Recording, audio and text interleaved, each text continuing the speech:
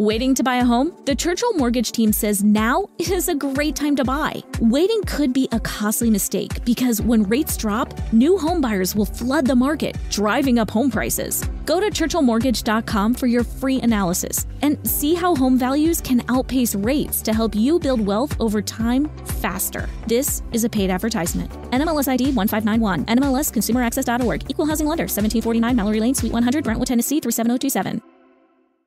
When you wake up well-rested on a great mattress, everything becomes clear. I do have a favorite child. Things you missed when you were tired finally reveal themselves. I use memes as a coping mechanism. It's Mattress Firm's once-a-year sale and clearance. Get up to 60% off select Sealy, plus a free adjustable base, all with free and fast delivery. Deals this big won't last long, so don't miss out. The right mattress matters. We'll find yours. Restrictions apply. See store or website for details. They say you have 3 names. The one you inherit from your family. The one your parents gave you. And the one you make for yourself. So create the brand of you. Find the job you've always dreamed of and make it yours by going to Irish Jobs, Ireland's online recruitment platform. Take control of your career. Visit irishjobs.ie and move up to the next level you. Irish Jobs. Make a name for yourself.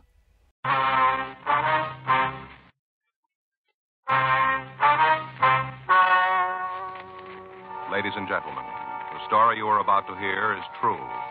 The names have been changed to protect the innocent. Dragnet.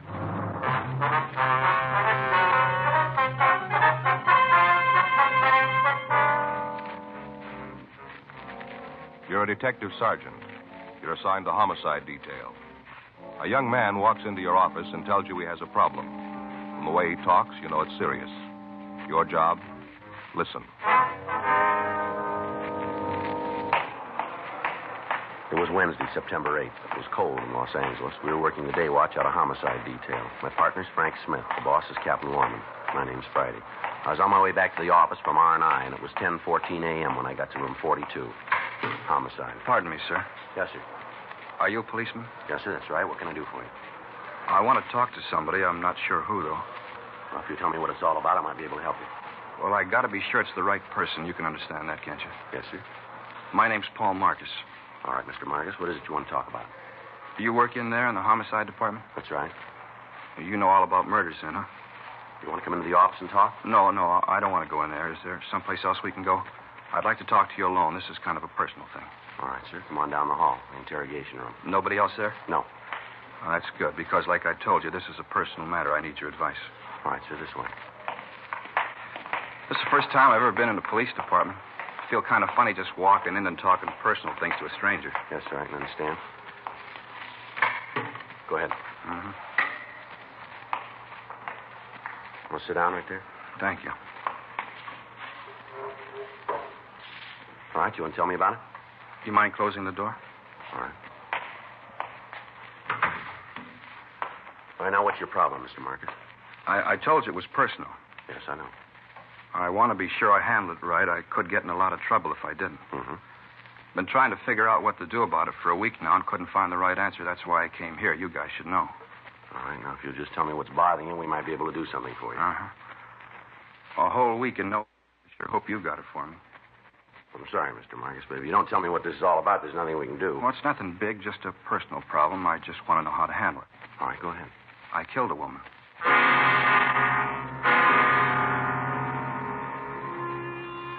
10 a.m. We got the name of the woman Paul Marcus said that he'd murdered. We also obtained a description of the victim, and Frank went down the hall to missing persons to see if a report had been filed on her.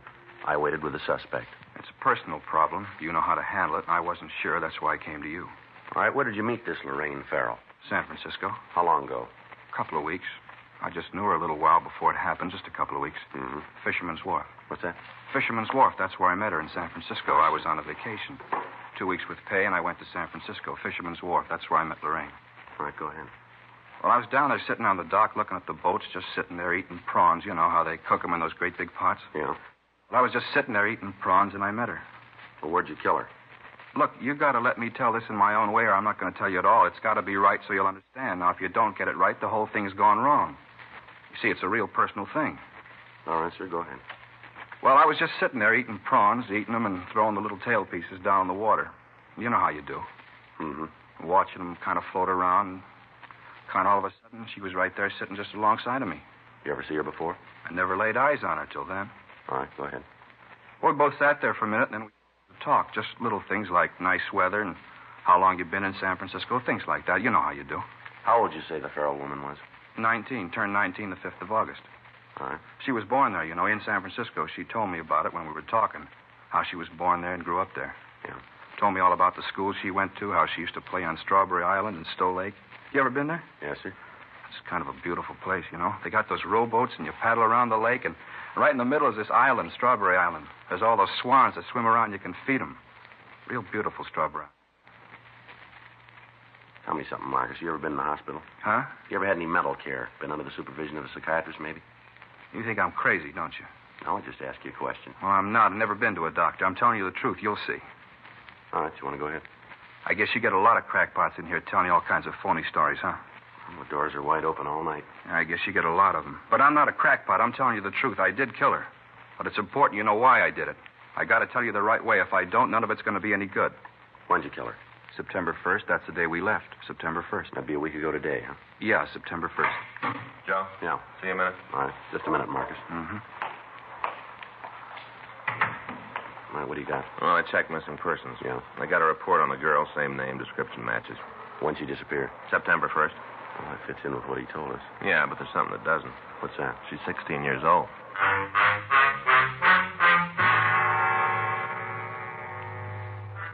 Each year, there are hundreds of citizens who walk into the nearest police station and confess to some sort of crime.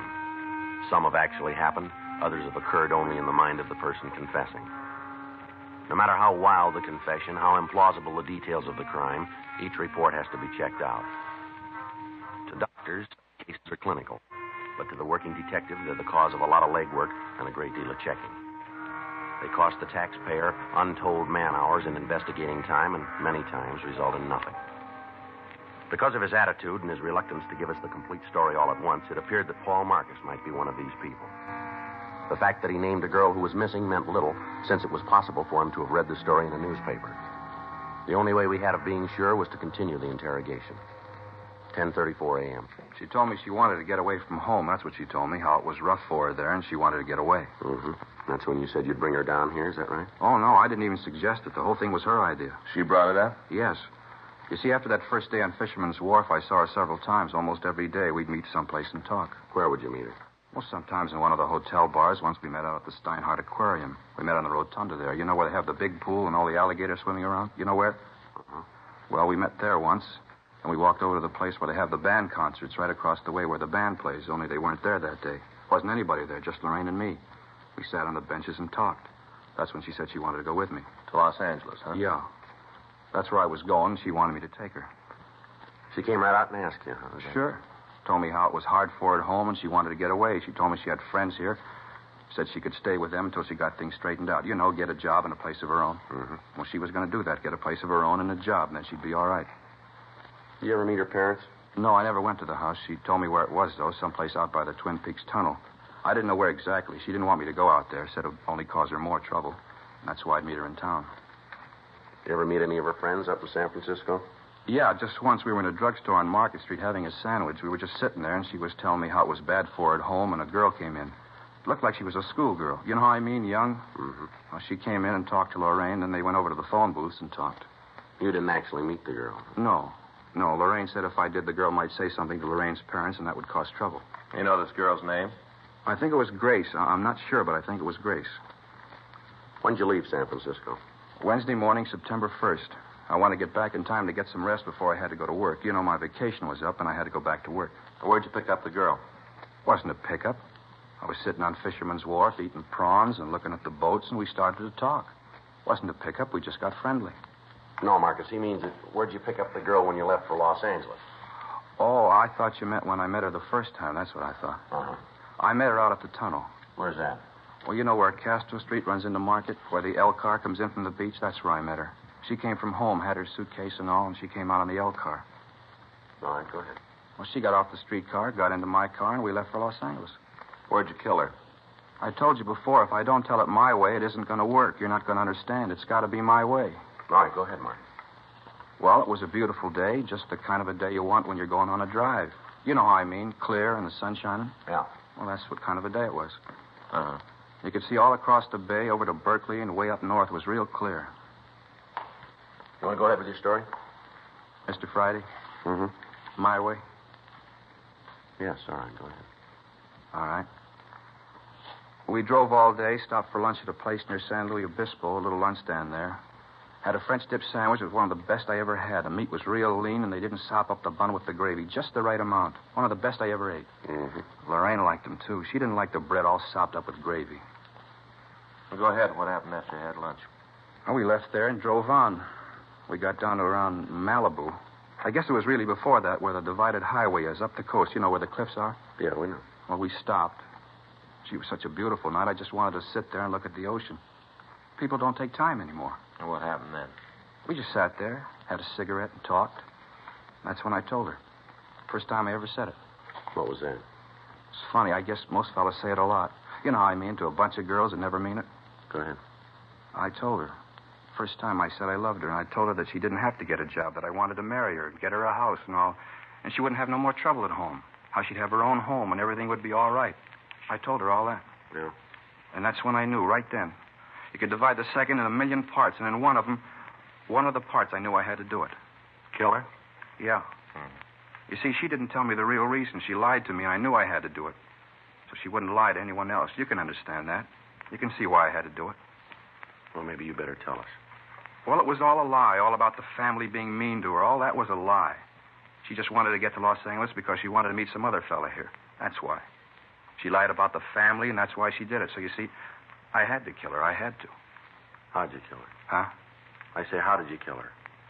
We got out of the car and walked over to the cliffs. We could see right down to the ocean. We just stood there. I just hit her. She fell down. It was quiet. So I pushed her over into the water. Mm-hmm. What'd you do then, Marcus? I got in the car and drove home. You just left her there, huh? Certainly. There wasn't anything I could do for her. You point out the place where all this happened? Well, sure.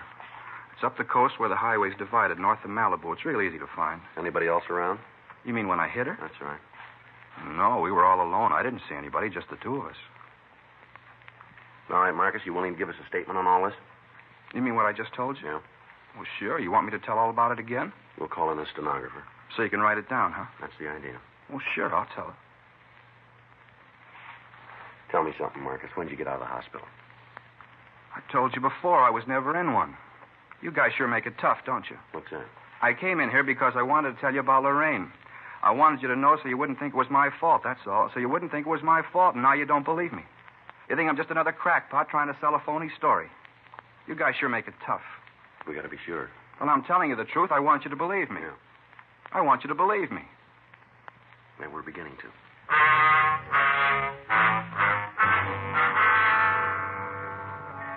A statement was taken from the suspect, and he was booked in at the main jail on a charge of suspicion of violation of Section 187 PC, murder.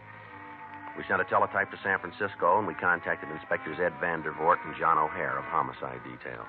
We filled them in and asked that they check out the suspect's story on their end. We also asked that they send us all available information on the missing girl and that they check with her family and try to get a list of any known associates that she might have had in the Los Angeles area.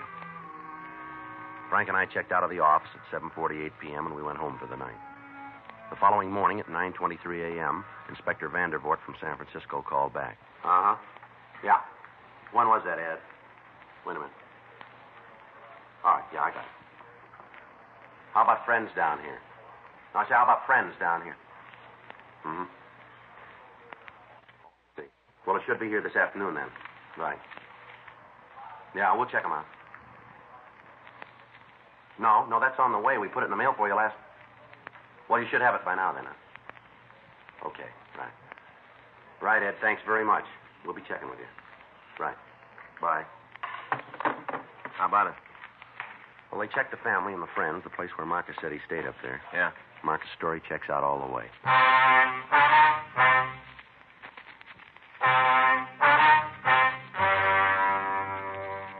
In the the phone conversation, we learned that all of Lorraine Farrell's friends and relatives had been interviewed and their stories checked with the one given us by the suspect, Marcus. The girl and Paul Marcus had been seen together in the Bay City.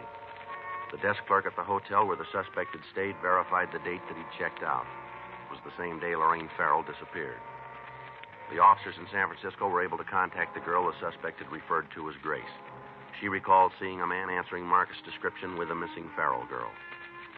Frank and I spent the rest of the day checking on the suspect. We talked to the people he worked with. They described Marcus as being moody and withdrawn. We talked with his landlady. Her description of the suspect's attitude was the same that we'd gotten before. We thoroughly searched Marcus's apartment, and in a desk drawer we found a loose-leaf notebook with several pages of penciled notes describing the trip that he'd taken up to San Francisco. On one of the pages, at the back of the book, we found a lengthy letter to a Lorraine, in which Marcus apologized to the girl for killing her, but he went on to explain that he had no choice. We booked this evidence. The following morning, Friday, September 10th, Frank and I drove down to the beach and we talked to the people in the vicinity where the suspect said the murder had occurred. We found an elderly couple who lived in a trailer on the beach. They recalled having seen two people answering the description of the suspect and the missing girl on the night that the murder occurred. We drove back to the main jail and we signed out Marcus. We took him down to the car and we drove him out to the beach. We turned up the highway and told him to let us know when we came to the place where he'd killed the Farrell girl. You sure you know where the place is, Marcus? Yeah, I remember. It's just up the road a little bit. Just keep right on going. You'll find it. Mm-hmm. You'll see it now. There's kind of a parking place and a couple of trees. Eucalyptus, I think. There's two of them on the side of the parking place. You can't miss them. It's right ahead there on the left. There, you see? Yeah. Want to pull in, Frank? Okay. Just look at all those cars. Everybody's in such a hurry they never see anything, just like they had blinders on. You sure this is the place? I told you, didn't I? No reason to say a thing like that if it wasn't true. Just pull right in there. That's it, right over there. Well, right here is where I parked when it happened. Maybe over there a little bit more, but... Oh, right about here. And the two of you just sat here for a few minutes, is that it? Yeah. We just sat here and had a cigarette, and then we got out of the car and walked over to the edge of the cliff. All right, come on. Show us. Sure. So you'll believe me, I'll show you. Now, we stood right over there. Right there, and I told her I was in love with her and wanted to marry her. Now, you stay here. Just point out where you were. You think I might try to jump off, don't you? That's what you think, isn't it? You just show us, huh? I wouldn't do that. There's no reason to. I don't know why you wouldn't agree that I had to do it. I didn't have any other way to do it. Where were you when you hit her? Right there, near that clump of grass. We stood there and looked down at the ocean, and she told me about this other guy. That's when I hit her. She fell down right about there. Uh-huh. And where'd you push her off the cliff? There, right where I hit her. She was just lying there. I guess she hit her head on something, and she was real quiet. I just rolled her over the edge. It was right there. There, you see where the rocks are kind of worn? Go and take a look. Yeah. No, you wait here. Gee, if I'd have known it was going to be this hard to get it straightened out, I don't think I'd have started the thing.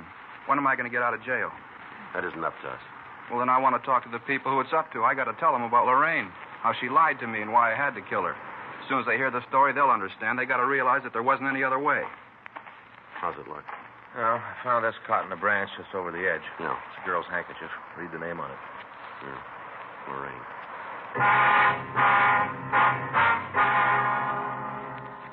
Friday, September 10th, 3:46 p.m. We contacted the crime lab and asked them to come out and go over the scene. Officers stood by so that any physical evidence would not be disturbed until Lieutenant Lee Jones and his men had an opportunity to go over it. Frank and I, along with the suspect, drove back to town where we made arrangements with the city lifeguard service to search for the body. The following morning, a boat equipped with diving gear left Santa Monica Harbor and took a course north. Experienced deep-sea divers searched the crevices in the rocks beneath the cliffs. All of the sea bordering the vicinity was gone over. There was no trace of a body. The shoreline on either side of the murder spot was checked. Still no trace of the missing girl. In the meantime, 2 additional teams of men were assigned to check out the friends of Lorraine Farrell. They carried pictures of Paul Marcus and attempted to dig out any information on the suspect and the missing girl. 6:42 p.m., Sunday. We called the main jail and asked that the suspect be brought to the city hall for additional questioning. I had a reason to do what I did, a good reason. Now, you let me talk to the responsible people around here, and I'll have them tell you. I'm getting a little tired of being shoved around. You just bring in the boss and let me talk to him. What day did you say that you left San Francisco? September 1st. I thought it was the 2nd. The 1st.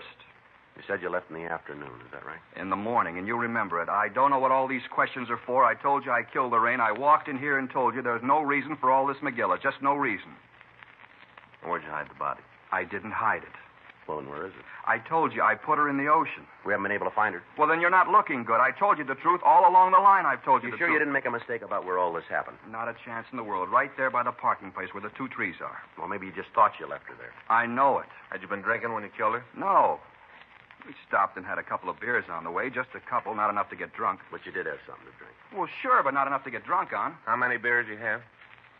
2, maybe 3. All right, which was it? 2 or 3? Well, what difference does it make? Were you drunk? No. How about the girl? Was she drunk? No. You sure about that? Yes, I'm sure. What are you trying to do? What difference does it make? Maybe we did have more than a couple, but what difference does it make? Just trying to get things straight. We want to be sure we got the right story. Huh? Well, you have. All right. How about a cigarette, huh? Yeah, thanks. Frank? Yeah, thanks. Here, I got a match. Hey, wait a minute. Don't light his, too. That's bad. What do you mean? 3 on a match. It's bad. It is, huh? Well, sure, you never do that. Here. Thanks. You got right home after you killed the Farrell girl, huh? Yeah. I drove right down the highway and went home. Traffic was kind of heavy. I thought about it. All those people all hurrying around, not taking any time. Anybody see you when you came home? What do you mean? Well, anybody see you park the car, go into your apartment? Well, no, there wasn't anybody around. Now, you said when you met the girl up in San Francisco that she had a suitcase with her. Is that right? Yeah, she did. Artificial leather with real leather binding. And where is it now? Huh? What'd you do with her suitcase? Well, I don't know. I don't remember it. We couldn't find it in your room. Well, you didn't have no right to go through my room. No right at all. We didn't find the suitcase. Where is it? Well, I don't know. Did you put it with a body? Well, I might have. Where? I don't know. I don't remember. I hit her. She lied to me, and I hit her. Then I pushed her into the ocean. That's all I know. And that's all I'm going to tell you. Joe, see you a minute. Yeah, sure. What do you got, Al? We found the girl. Where? She's sitting in the squad room.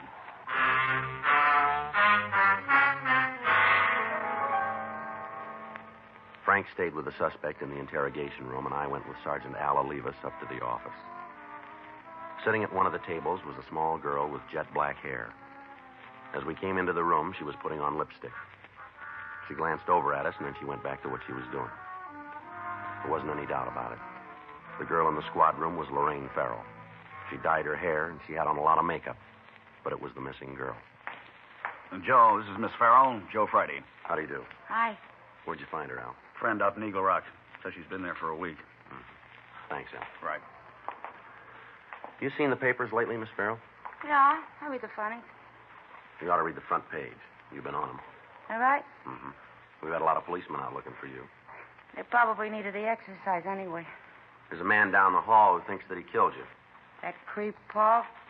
Yeah, Paul Marcus, that's his name. Real creep. I was glad to get away from him. Oh, gosh, he tried to give me about our home. What a baloney. He's a real creep. You ought to keep an eye on him. He's going to wig one of these days. Is that so? Yeah. He drove me down here, and when I told him I didn't want to have anything to do with him, he got real sore, started yelling. Creep. Where'd all this happen, miss? Oh, out by Malibu. Road out there. He stopped the car and gave me all the stuff about wanting to marry me. I was in love with me. Big deal. Said I was the first girl I ever said that to. Big deal. What happened then?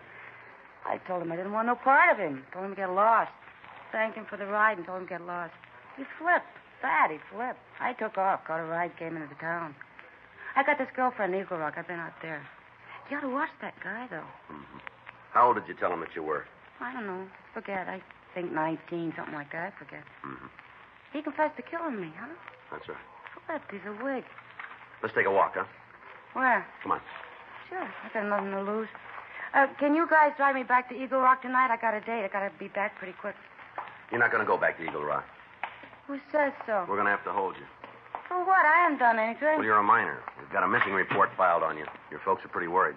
They're always worrying about something. If there ain't nothing for them to worry about, then they worry about that. Well, it doesn't make any difference. We're going to have to hold you. You just try it, cop. You just try it. You'll find out you got more trouble than you came in one lump. Uh-huh. In here.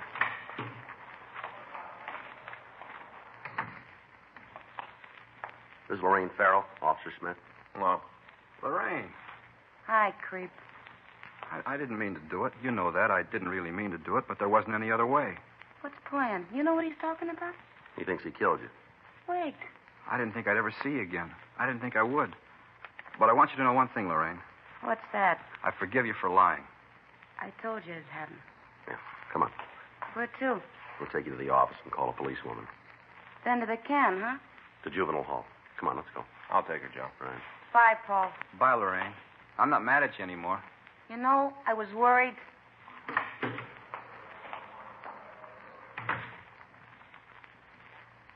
Sergeant? Yeah. I want you to know how I appreciate it.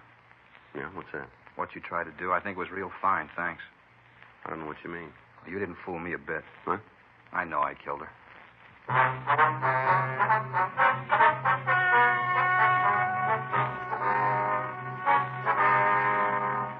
Paul Nelson Marcus was held to answer a charge of violation of Section 701 WIC, contributing to the delinquency of a minor. After due deliberation, he was placed on probation and delivered into the hands of a competent psychiatrist. Lorraine Jean Farrell was returned to the custody of her parents. Dragnet. The story of your police force in action is a presentation of the United States Armed Forces Radio Service.